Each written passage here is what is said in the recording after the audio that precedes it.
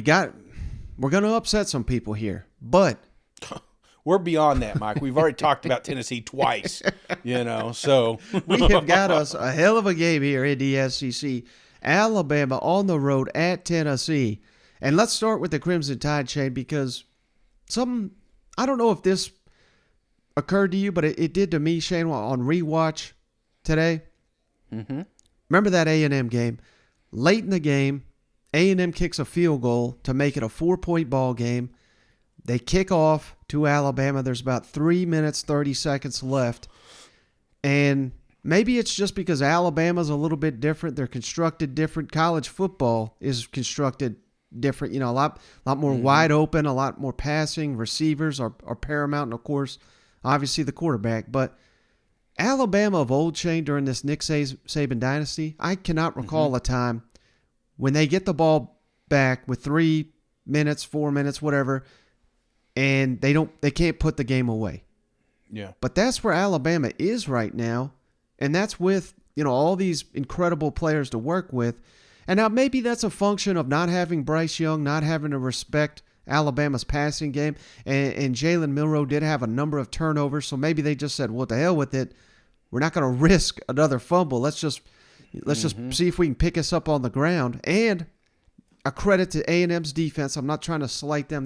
They were incredible on Saturday night. But does that say anything about Alabama, Shane, in your mind that they couldn't put this thing away when they had the opportunity? Obviously, they won the game. That's all that really matters. But it surprises me, Shane, that even at home, Alabama's just constructed different, and that could really hurt you on the road.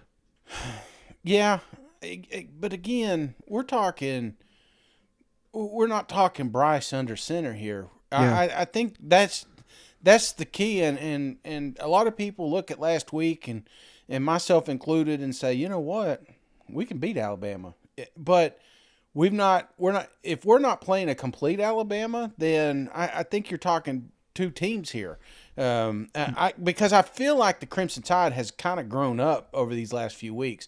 Some of the things they really were bad at the start of the season, they're starting to correct, man. That defense is starting to get a little bit more testy, a little bit more aggressive, more pressure on the backside, and your running game is finally going. I think, that's dangerous. So if you can get your quarterback back and work on stretching the field, Alabama could beat anybody in the country, man. They've shown us they could do that. So there's so many question marks. Actually, there's just one question mark. Is Bryce back this week? I think that's what it comes down to. Now, the fact, let's dissect that. If Bryce is not dressing out for this game, then yes, I think there is a little bit more pause in the play calling that you have. I think there's a little bit more hesitancy to throw it down the field, because even last week we had a couple of really bad balls, man. Texas A&M should have had more interceptions than they did. So I know they're trying to get two-dimensional, but it's very, very tough to do. And I don't see them doing that against Tennessee. I expect more of a conservative game than just going toe-to-toe and say, hey, let's play some 7-on-7 here. Right. And any concern on your level, Shane, that I know, every Alabama team's different, so this may not 100% apply, but there's a ton of players on this roster that have won an SEC championship. They've been to a playoff. I don't think this game is going to faze them. Whereas Tennessee, I know they beat Florida, and it was kind of similar. It was a lot of hoopla and game day and all that, and they came out there and passed the test. But this is going to be on a different level. Any concern? And not only that, you want to talk just this team. I mean, they've won in Austin. That was an incredible, incredible scene. They not only did they win in Arkansas, they destroyed Arkansas on the road. This is a battle-tested team that I don't think is going to be phased. As crazy as it could be on Rocky Top, I do not think Alabama will be phased. Does that concern you at all? Absolutely, man. I don't remember the last time we beat Alabama. I got this damn cigar. I may get sick because it's so old. You know what I'm saying? I don't know if there's an expiration date on this damn thing. So, absolutely, these guys have beat us time and time again. And there's been seasons along the way that we've created a fun narrative that this is the year that we could probably beat Alabama, and then we get the same situation at the end, another cigar put away for another year. So Right. I think the big thing for Alabama or Tennessee, I think they're getting a little bit more of that spotlight. They were really, when you talk about Florida, that was a pressure cooker. Everybody, the expectations, there's no way Tennessee can lose this thing. Like, everything was going our way. There's no way the Vols can lose the game against Florida. And then it carried over to LSU. And in those situations, a lot of times you start seeing bad balls. You see them, over their head or too short or something like that. And, Tennessee had a couple of drops Saturday, but I never felt like the moment was too big for them.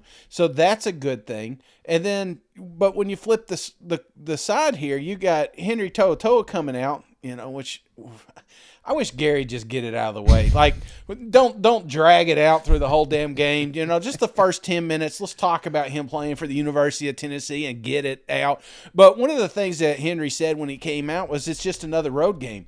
Now he said all cool stuff. This is a hostile environment, blah, blah, blah, Coach Nick Saban speak. But the fact of the matter is this is just another away game for these guys. The noise should be a factor, but it may not be a factor as much to Alabama because everywhere Alabama goes, they're bringing with them the game of the week. They're bringing with them the spotlight. These kids are just galvanized with national media attention. So the moment's not bigger for them than it is for the Tennessee Vols. So yeah, I think you hit the nail on the head there. There is a little bit of, I guess you would say, favoritism, or not favoritism, even though you're going to get that. What is the word I'm looking for? Like this is like an attribute, being able to go to these type environments and not get rattled as much. Yeah. And anything to the fact that, we've talked, feels like a new Tennessee, different Tennessee. And, you hear it from Josh Heupel, but I'll play his clip in just a second here, Shane, but they're more focused on themselves with the confidence. And I think they're playing at such a high level. I think it speaks to it, Shane. I mean, it kind of goes to like what you're saying. You go on the road to Baton Rouge. We talked about it all week long. It didn't even faze them. Florida, all the hype with Florida, didn't even faze them. And even this game, I think with Josh Heupel, who has won a national championship, he's been in a spotlight as a player himself. I think that it just helps him as a coach not only relate to the players, but kind of he knows how to calm them and get them to focus just on what they need to be focused on. And I think that really helps them. Well, you got to have that swagger, man. If you're gonna try to knock off the best team in the country, or one of the best teams in the country, calm down, Bulldog fans. We still know you're there. But I'm saying if you're trying to do that, you have got to have that swagger, man. You got to come in there like a rooster. And because what you can't have is similar to what Haynes King did last week, and these overthrows and, impatient throws and nervous runs and things like that. You can't have that when you're playing Alabama. You got to be cool as a cucumber. Yeah. But Tennessee can't get rattled. That's what you got to be careful of. You saw it with Pitt when they went 3 series, 3 and outs. It's like, that's what Tennessee can't afford to do. They got to come out, be confident, don't make stupid mistakes right out of the gate, and then we'll see how this thing plays out. Being physical is one thing, but what's the mindset you have got to take going in to play a team that's had so much success over the years like they have? Yeah, I mean, for us, it's about us, we look back at last year and the things that we did that hurt Tennessee. So prepare in a great way, practice well, and that will lead you to kickoff. And, we don't have to do anything extraordinary. We got to do the ordinary at a really high level and then go lay it on the line and compete for 60 minutes. Josh, when you see the past 2 games y'all have played opponents, and these are regular big-time SEC opponents, have had to go for it on 4th down 10 times just to try to keep up with what y'all are doing offensively. Is that the kind of thing that you think can give your players confidence, knowing that, hey, like they're doing this because they don't think that they can stop your offense? I think our players have gained confidence, because of the way that they continue to grow and the way they continue to play as much as anything. There's a lot of things that go into that. Our kids have been so much more consistent in their preparation, their habits, and getting to kick off the right way. That's got to be the focus for us right now. Everybody in the program's excited about Saturday afternoon, and I know our fan base is too. Great thing about being a fan is you get to enjoy the week of just the build-up. As competitors, coaches, and players, man, it's about your routine, it's about your habits, it's about preparing the right way, and then we'll be ready to play. Coach, you talked about turnovers a little bit in your opening statement, and obviously you've still won all your games this year, but how challenging is it to win games when you have a negative turnover margin, and how much is that something you want the offense and defense to improve on in this last half of the season? Well, we've been emphasizing it like crazy, and this is the first time in a long time we've had a negative turnover ratio at this point in the season. We don't get enough turnovers on defense, and we've given the ball up more than we have historically, and both of those things need to improve because it is very, very challenging. I've said many times before, one of the most compelling stats relative to winning and losing is turnover margin. And every week we show the players, okay, if you're +1, you're +2, you're +3, all over the country, what was the record? If you're -1, -2, -3, all over the country, what was the record? And it's pretty compelling. So,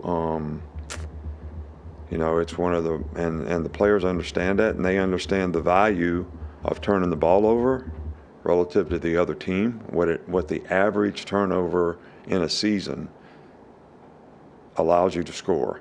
And when you get a turnover, what that benefits you in scoring. So these are very important factors that have been emphasized, and we just need to do a better job. All right, Shane, speaking